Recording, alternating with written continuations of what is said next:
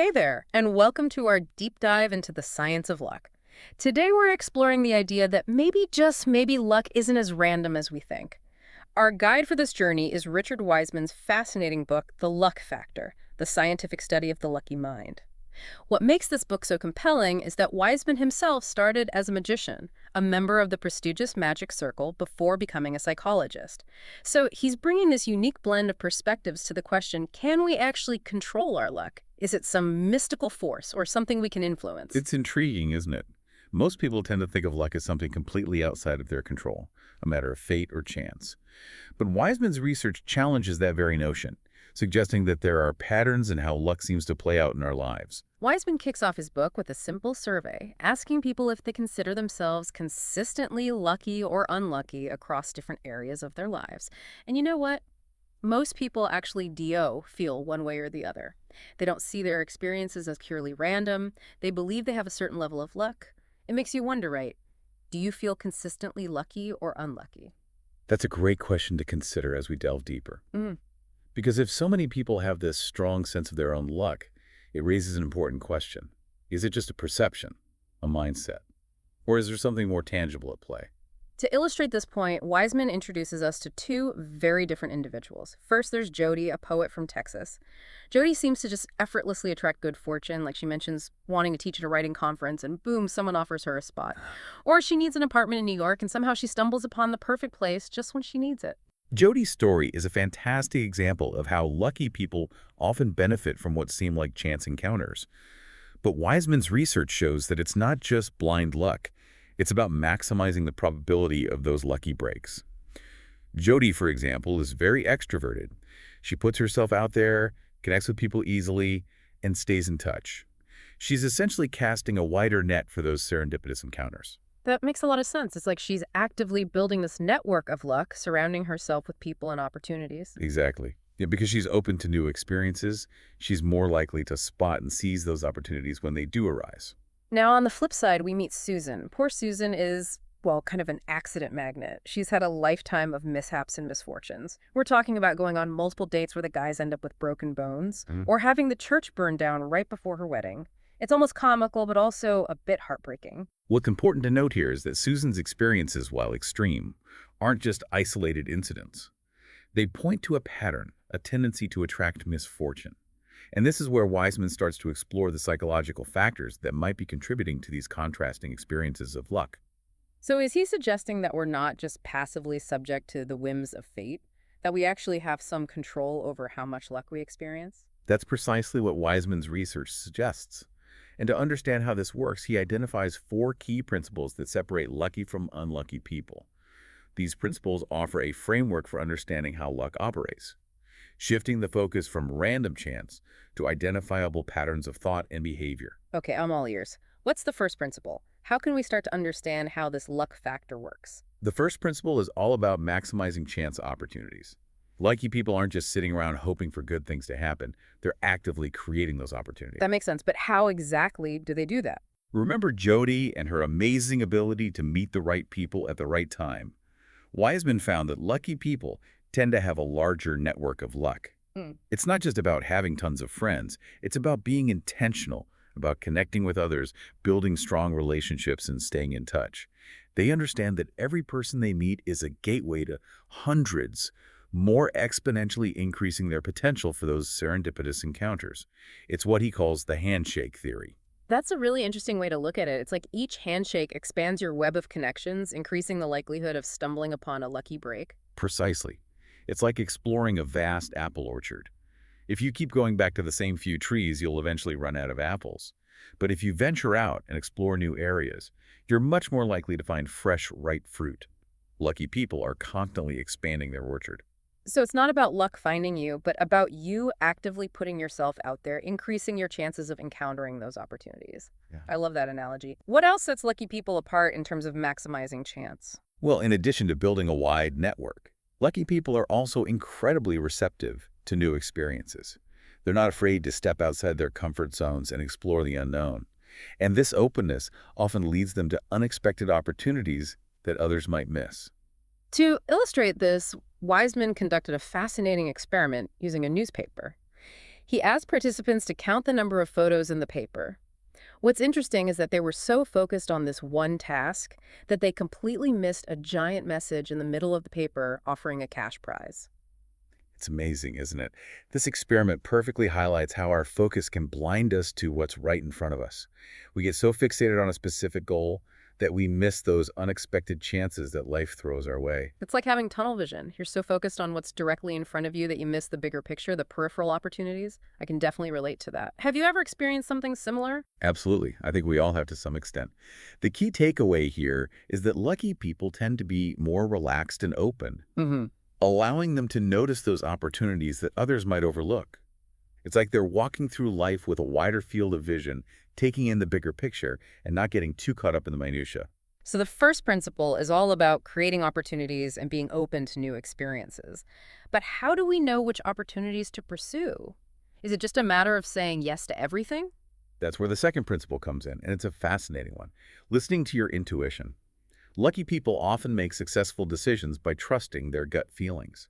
They pay attention to those subtle cues and hunches that many of us tend to ignore or dismiss. That's really intriguing. So we're talking about something beyond logic and reason, something more instinctual. Exactly. And this is where Wiseman's background as a magician becomes particularly relevant. He's fascinated by how our unconscious mind processes information, picking up on subtle signals that we might not consciously register. He suggests that intuition is like an inner radar system constantly scanning the environment and sending us signals even if we don't always recognize them. To illustrate this, Wiseman shares the story of Lee, a successful marketing manager who uses a technique he calls dream wishing. He essentially visualizes positive outcomes before important calls, and he claims it significantly boosts his sales. Now, some might call this wishful thinking. But what's fascinating is that there might be a psychological mechanism at play here. When we believe something good will happen, we might unconsciously act in ways that make it more likely to occur. It's almost like we're sending out positive vibes that attract positive outcomes. It's like that saying, whether you think you can or you think you can't, you're right. Our beliefs can have a powerful impact on our reality. Do you think there's any scientific basis for this idea of intuition influencing our luck? There's actually a really interesting experiment that Wiseman describes that speaks to this. He showed people pictures of different financial analysts and asked them to choose which one they would trust with their money based solely on their faces. And guess what? People consistently chose the analysts who had facial features associated with past success, even though they couldn't explain why. Wow, that's incredible. It suggests that our unconscious mind can process information and guide our decisions in ways that we're not even aware of. Exactly. And this ability to tap into our intuition seems to be a key factor in what we perceive as luck. So it's not just about being open to opportunities, it's about being able to discern which opportunities are likely to lead to positive outcomes. What about those times when we have a bad feeling about something, a gut instinct that's telling us to avoid a particular situation? That's equally important. Wiseman found that unlucky people often have these gut feelings too, but they tend to ignore or dismiss them. It's like they've hit the snooze button on their inner alarm system. So they're missing those crucial warning signs that could help them avoid misfortune. Precisely. And this can lead to a cycle of bad luck, where they repeatedly find themselves in situations that confirm their belief that they're unlucky. It seems like learning to trust our intuition is a crucial aspect of cultivating luck. It's about recognizing those subtle signals and using them to guide our decisions, both in pursuing opportunities and in avoiding potential pitfalls. But I'm curious about something. We've talked about maximizing chances and listening to intuition, but what about our mindset? Does our attitude and outlook on life play a role in our experiences of luck? That's a great question. And leads us to the third principle, the power of expectation. This principle dives into the fascinating concept of self-fulfilling prophecies, suggesting that our beliefs about the future can actually shape our reality. Lucky people tend to have a strong expectation of good fortune, and this belief influences their actions and how others respond to them. So it's not just about hoping for the best, it's about genuinely believing that good things will happen. Exactly. It's about cultivating a positive outlook, an optimistic lens through which you view the world. Think about it this way. If you go on a blind date expecting it to be awkward and unpleasant, you're likely to act in ways that make that outcome more probable. You might be closed off, hesitant, or even come across as negative. But if you go into it expecting to have a good time to meet someone interesting, you're likely to be more open, engaging, and optimistic. And that shift in attitude can actually influence how your date perceives you and how the interaction unfolds. Precisely. Your expectations shape your actions, and your actions in turn shape the outcomes. It's a powerful feedback loop. Wiseman highlights this concept by contrasting two individuals, Claire, who's perpetually unlucky, and Eric, who seems to attract good fortune wherever he goes. They both experience the same world, but their interpretations and expectations are vastly different. Claire, for example, tends to expect the worst, and this pessimism colors her experiences. She anticipates setbacks, disappointments, and misfortune, and often that's exactly what she encounters. Her negativity becomes a self-fulfilling prophecy. Whereas Eric approaches life with an optimistic outlook. He expects things to work out in his favor, and this belief seems to create a positive momentum in his life. He's not immune to challenges, but he views them as temporary setbacks rather than insurmountable obstacles. And this optimistic outlook influences not only his own actions, but also how others perceive and respond to him. People are naturally drawn to positive energy, so it's not surprising that Eric often finds himself surrounded by opportunities and supportive relationships. This principle of expectation really resonates with me. It reminds me of the power of mindset and how our beliefs can shape our reality. Do you think this is something that can be cultivated even if you're not naturally inclined to optimism? Absolutely. It might not be easy to shift from a pessimistic to an optimistic outlook overnight, but it's definitely possible. It starts with becoming aware of your thought patterns and consciously challenging those negative assumptions. Wiseman shares the inspiring story of Andrea, a woman who's enjoyed a lifetime of success, and attributes it largely to her unwavering positive expectations. Interestingly, she traces this back to her childhood experiences. It's as if those early encounters instilled in her a deep-seated belief in her own luck, a belief that has continued to shape her experiences throughout her life. Andrea's story beautifully illustrates how our early experiences can have a profound impact on our beliefs and expectations about luck. If we're surrounded by negativity and constantly told that we're unlucky, it's no surprise that we might internalize those messages and carry them into adulthood. But the good news is that we can rewrite those narratives. We can choose to focus on the positive, to expect good things to happen, and to take actions that align with that belief. Exactly. And that brings us to the fourth principle, which is perhaps the most empowering of all: turning bad luck into good. Lucky people don't just avoid misfortune, they have this incredible ability to reframe it, to see the silver lining even in challenging situations. This is where things get really interesting. So it's not about pretending that bad things don't happen. It's about how we choose to interpret and respond to those events. Precisely. Wiseman introduces the concept of counterfactual thinking, which is the ability to imagine how things could have been worse. This mental exercise helps lucky people appreciate their current outcome, even if it wasn't ideal. Can you give an example of how this works? Consider Olympic medalists. Research has shown that bronze medalists are often happier than silver medalists. Why? Because bronze medalists focus on the fact that they won a medal, that they made it to the podium. They engage in counterfactual thinking, imagining the disappointment of finishing in fourth place and missing out on a medal altogether. Whereas silver medalists tend to fixate on what they didn't achieve, on being so close to gold yet falling short, their focus is on the negative, on what could have been. Exactly. It's a fascinating example of how our perspective, our interpretation of events, can dramatically influence our experience.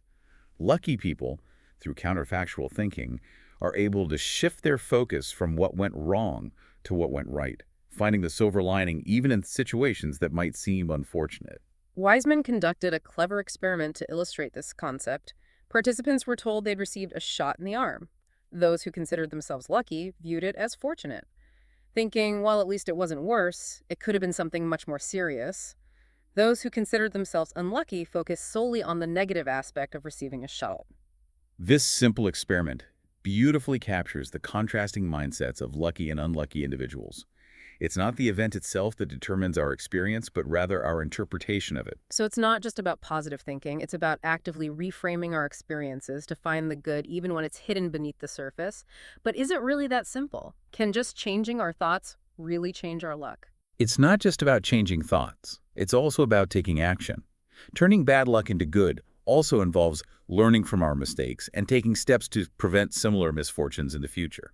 So it's about acknowledging that while we can't control everything that happens to us, we can control how we respond and what we learn from those experiences. Exactly. Lucky people don't just passively accept misfortune as their fate.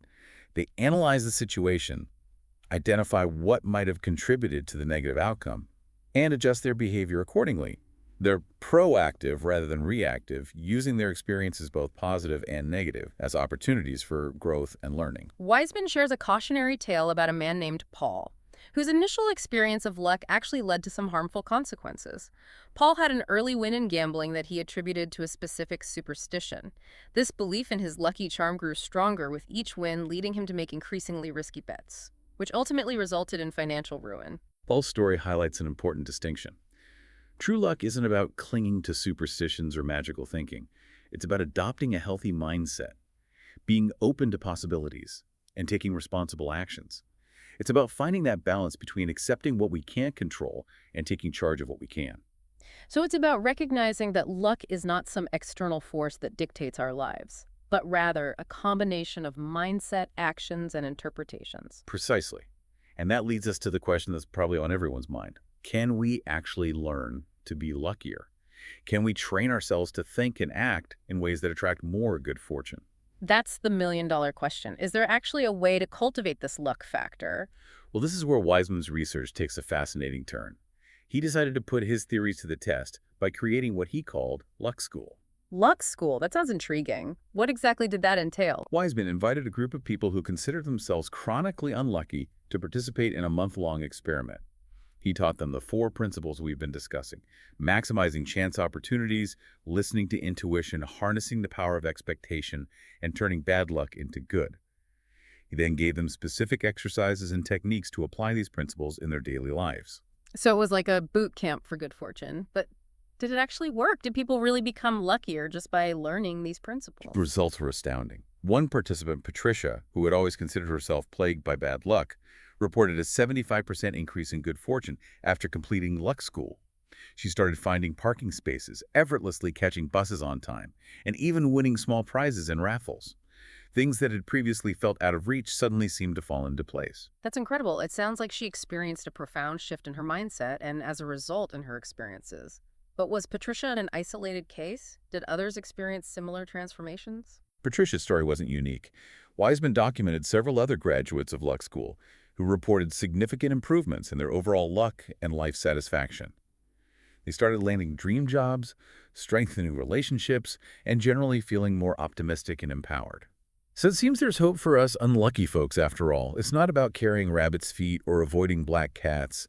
It's about understanding the psychological principles that underpin luck and actively cultivating those mindsets and behaviors. It's remarkable, isn't it, how just a few little changes in how we see things and how we act can lead to big changes in how much luck we experience. And that's what's so cool about Wiseman's book. He takes something that people see as mysterious or even like superstition, and he explains it in a way that makes sense so that anybody can use it to make their own good luck. Yeah, it's really interesting how he talks about personality. It's not just about positive thinking. It's about actually developing the personality traits that make you a luckier person. Like we said, lucky people are often more extroverted. They're open to new things, and they're good at keeping relationships. They're the ones out there exploring, shaking hands and making connections. Right. And they're also more in tune with their intuition, like they trust their gut feelings, which often leads them to good outcomes.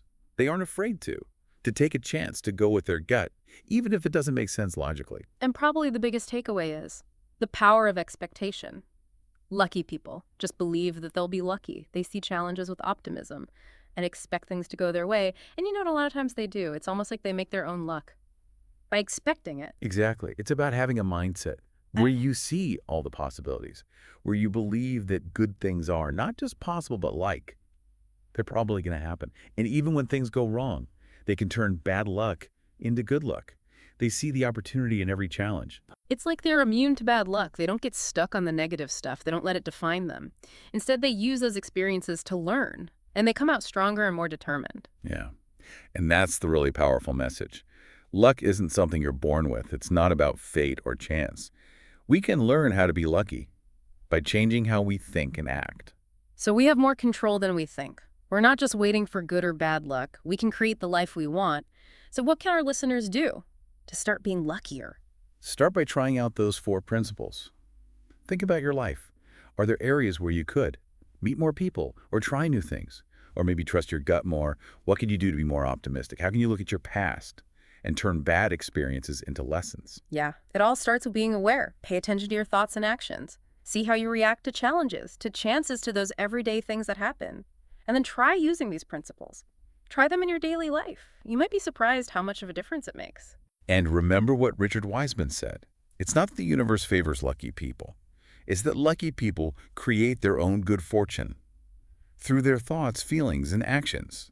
So go out there and make your own luck. And that's it for our deep dive into the science of luck. We hope you enjoyed exploring these ideas with us and that you feel ready to start creating more luck in your own lives. Remember, luck isn't magic, it's a skill. And like any skill, you can learn it, get better at it, and even master it.